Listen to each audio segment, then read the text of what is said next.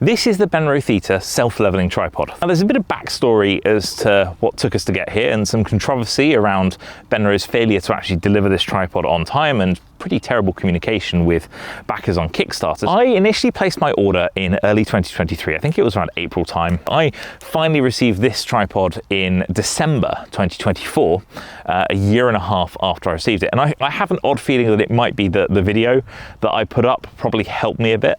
Though it's fair to say a larger group of people received their Theta and Theta Max tripods in December, there are still plenty of people that are yet to receive them.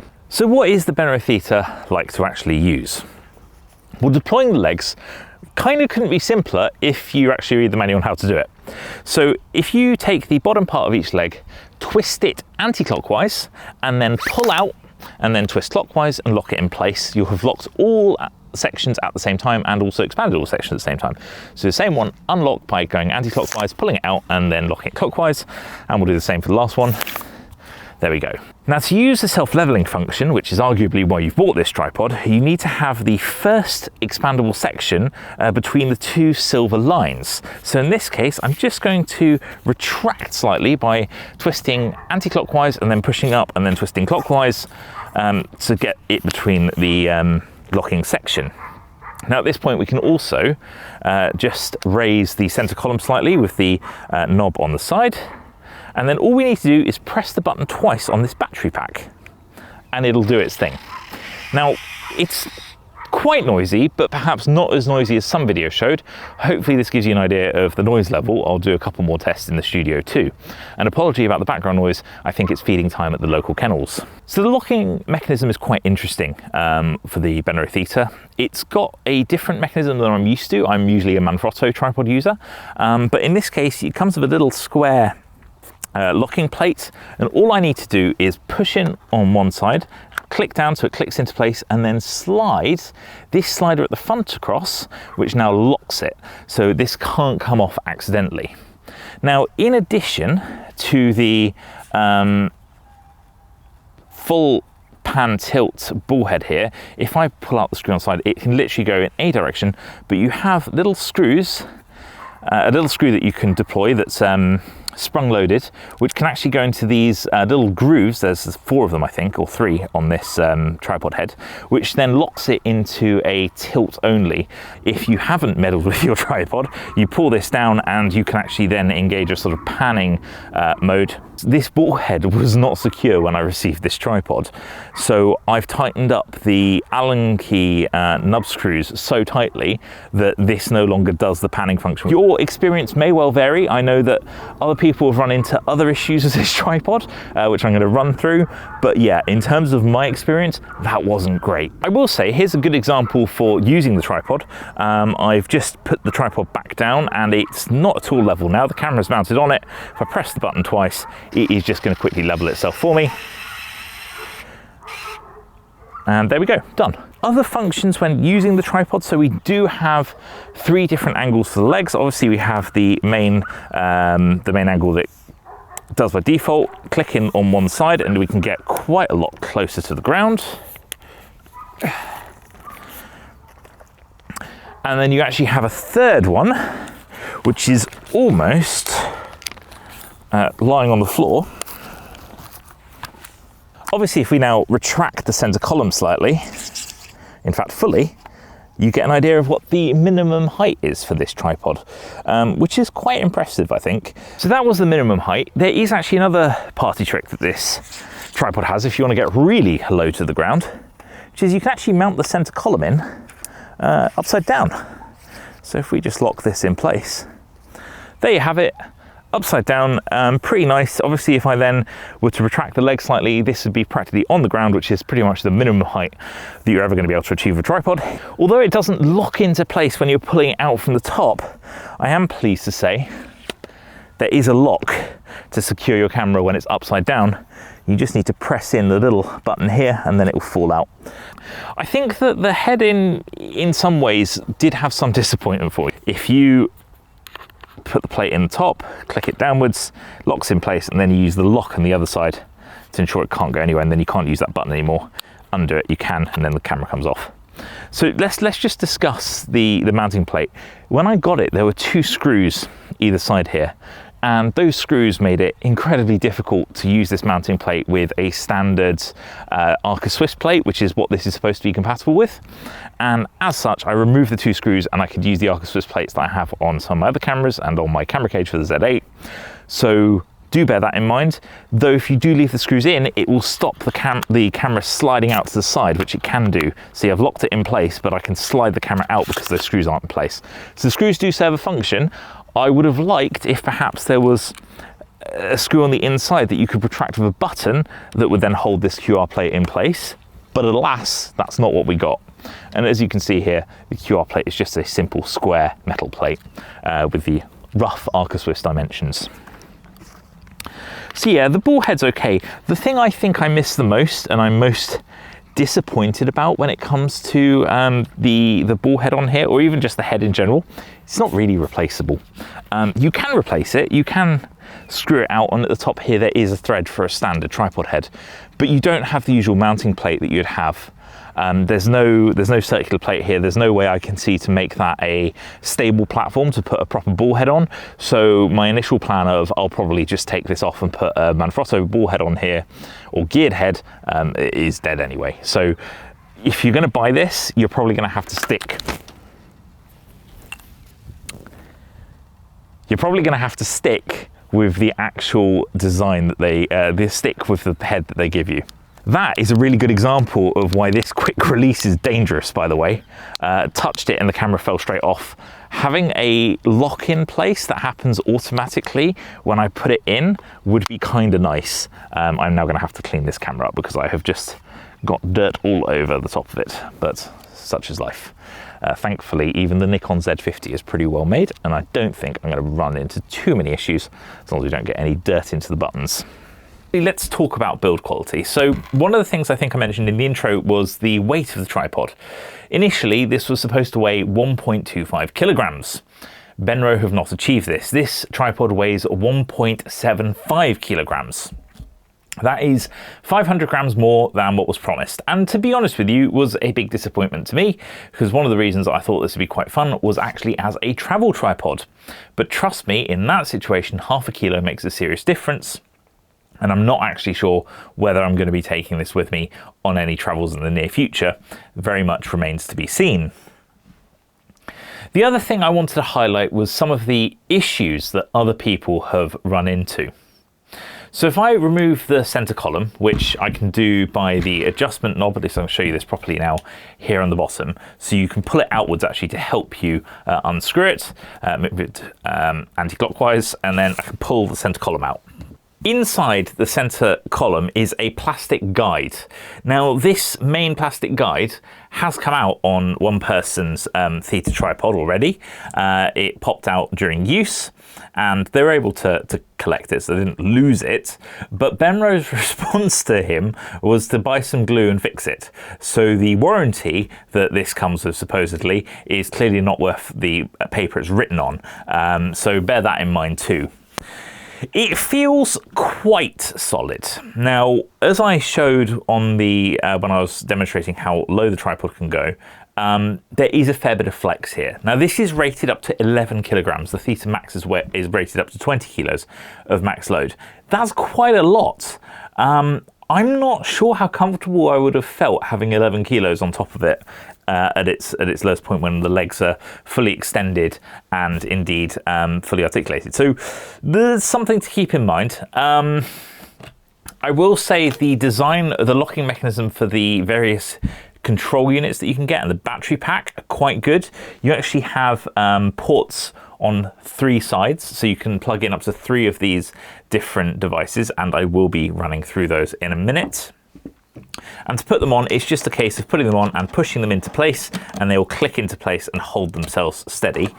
If you do it correctly, there you go, that's locked in place, and now you know it's worked properly. I guess in line with the plastic guide at the top coming loose, one of the things I always do notice on this is that it does feel fairly flimsy at the top. This section isn't the best. The legs actually feel quite solid. I'm surprised by that, but they do feel quite solid. they're clearly carbon fiber, and that's great. But yeah, this sort of central area, it doesn't instill me with confidence. It doesn't instill me with a huge amount of hope of longevity, but it remains to be seen. I've only used this for a month and a half. I have taken it on a couple of jobs, and I've also used it sort of just for fun photography. So yeah, that's something to bear in mind too. Let's talk about the modules then, because that's probably as good a time as any. In order to use a self-leveling function, you have to use this battery pack that it comes with. It has a proprietary connection that it uses. The battery pack is kind of expensive, I think, for what it is. It's basically just a USB-C powered battery piece. I don't know if there's more electronics in here for the self-leveling system. It could be that they've packed them all in there, and this is where the gyroscope is, which would kind of make sense.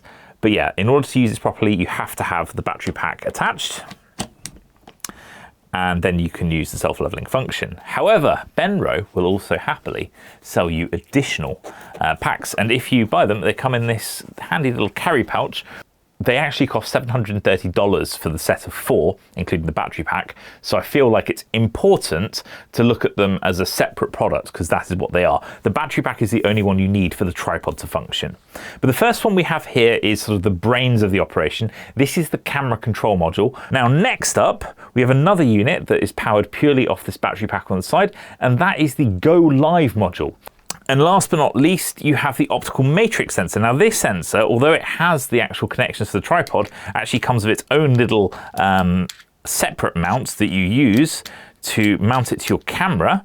I'm unconvinced that the optical matrix sensor works. Anecdotally, it sounds like I'm not the only one. There will be a separate video on this, and I will look into this in a lot more detail. But so far, the optical matrix sensor is the one I'm least convinced by. The camera control module works as I think it's advertised to. It seems to function as I'd expect it to. I haven't had a chance to test the Go Live module. But yeah, that's where we stand on these modules. $737. I didn't pay that much, but I did pay an extra couple of £100. If I were you, if you're considering buying one of these tripods, given the fact that they're currently listed at $600 for the standard Theta, I would not buy anything other than the standard battery module with it, because I think the jury is out on the rest of these modules. It comes with a carry case. It seems to have a water-resistant zip on it. Inside the carry case, it seems to be neoprene lined, so I would assume that this is waterproof, or water-resistant, rather. And it also has its own set of Allen keys on the inside too, which I will say is really nice. It allows you to adjust, tighten all of the elements of this other than the actual mounting plates for the various smart modules, because they have a standard cross type screwdriver. I would like to discuss one thing that I've run into a couple of times with regards to deploying the legs, because I think it's important to note that this design isn't infallible. So when you go to twist this all the way around, you kind of get to a point where it naturally stops, you pull them out, and in this case, all of them have come out as I'd expect them to. Going to do the same on the next one. I'm just curious if I'm going to replicate it. Probably not because I'm on camera. Again, they've come out properly and gone back in properly. Let's see the last one. And again, they've all worked. Something I've sometimes run into is that one of these sections refuses to come out, which is really annoying. You'll twist it really hard and it just doesn't seem to want to deploy correctly. I don't know why this is. You can actually tighten and loosen these connections, but I don't think you're really supposed to, so I've kind of made sure to keep them tightened up. But yeah, I've had that a few times. It can be really frustrating. You can really find yourself trying hard to deploy these legs unsuccessfully, essentially. So that's something to bear in mind as you might run into that problem. Another problem I've had on one of these feet, I can't remember which one it is. This one seems, well, actually not great either. But I've had these rubber feet come off. I'm not sure if it's composite or if it's metal, but there is a sort of metal innard to this that holds the feet in place. I think I'm going to have to put some super glue on them at some point, because I can't have these rubber feet coming off, because if they come off, it's very difficult to deploy and put away the tripod. You can still do it, but it is more difficult. One thing I'm curious about is what is its height when we actually put it away. So Is it still going to be 44? 48 centimeters. 48 centimeters in terms of length when you're trying to put it away or travel with it, for instance. So again, something to bear in mind. The maximum payload of 11 kilograms is accurate, but probably a tad optimistic. Realistically, perhaps that should be, you know, the 8 kilos that you tend to see on tripods. But yep, 11 kilos, that's quite a lot. That's a big video rig. I don't think that the ball head is designed for that, to be honest. But again, it will supposedly work, and I trust it. I think I could trust it with 11 kilos. I'm just not sure how stable it would be, right? That's the thing that you're probably going to run into. And last but not least, let's have a couple more listens to the motor. Again, there's the silver lines on the leg on the first section, and you need to be outside of that on either side in order to use the self-leveling mechanism. So there we go. Now we just need to put the battery pack back on, which I removed earlier. So that's now in place. And actually, let's test it. Let's make it quite a bad situation here. This is not a level tripod, but I'd like it to be level, please. See what it does. This is louder in a studio than it was outside. I think outside gave you a proper example. And yeah, in this case, that is level. Now let's move more of the legs. So let's go with that one like that. That one like that. So there we go. I guess that seems like as good an example as any. You've got 3 legs in 3 different positions. We could almost have it like this, couldn't we? There's actually like a maximum amount of lean that it will deal with, and if you put too much on it, will just flash red at you and tell you it can't do it. But let's see if it will deal with this. It is flashing red at me, so this clearly is too much. Didn't feel like we were that far off before, to be honest. There we go.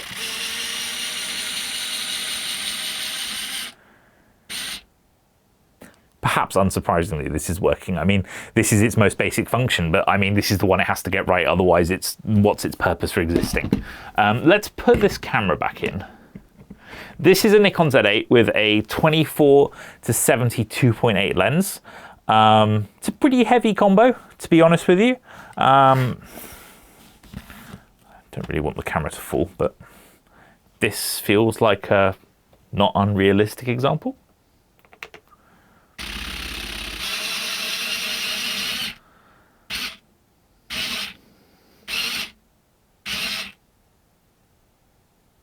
There you go. It's worked. I am going to give it its due here. This was more tricky than it looked. The reason is this is a standing desk and it doesn't have a proper desktop on it. It's just a piece of plywood and it does wobble a fair bit. So I think as it was moving, the desk was wobbling and so it was trying to counterbalance against it. So this was quite difficult. The camera weighs a lot and it did its job. So from that perspective, at least the tripod does work how it's supposed to. I guess to conclude, you need to ask yourself who this tripod is for. I think a lot of people that bought this were enthusiasts where it just sounded really cool. And I really, really like the lightweightness nature of it, right? 1.25 kilograms is actually what sold this to me, not the fact that it was self-leveling. For a 1.25 kilogram tripod that could go from 40 odd centimeters or 45 centimeters to 155 centimeters, like that was brilliant in itself. And I was like, that money is worth it just for that. The fact I got suckered into the modules, let's not worry about that. But just like, it would have been what, 300 and something pounds just for the tripod at the time. That was great for a 1.25 kilogram tripod of that size that could go that high. The self-leveling feature, I'm not sure. It is a gimmick. It's cool, but is it really that hard for me to just gently adjust each side quickly? Like, in some cases, I'm not sure how much less fast I'd be than the actual battery module. It's funky, like it's nice. And maybe there are some uses where being able to do that and it just goes and does its own thing is kind of cool. But I'm not sure how much it's going to help my workflow. It's certainly not going to help me save a huge amount of time. That's the Benro Theta. The Theta Max, I think, is going to be the same story, except that I think even less people have those. And even where people do have them, their experiences have been very similar. So that's not exactly inspiring. I will address the battery life. I think they say over 100 times of being able to self-level itself. I think it's many more times than that, because actually being able to power this camera control module and the Go Live module, you're going to need a fair bit of power to do that. It's not a bad tripod. it's just not what they promised. Benro could learn a lot from the saying of underpromise and overdeliver. Unfortunately, they overpromised and underdelivered, and in some cases still haven't. So I hope you found this review interesting.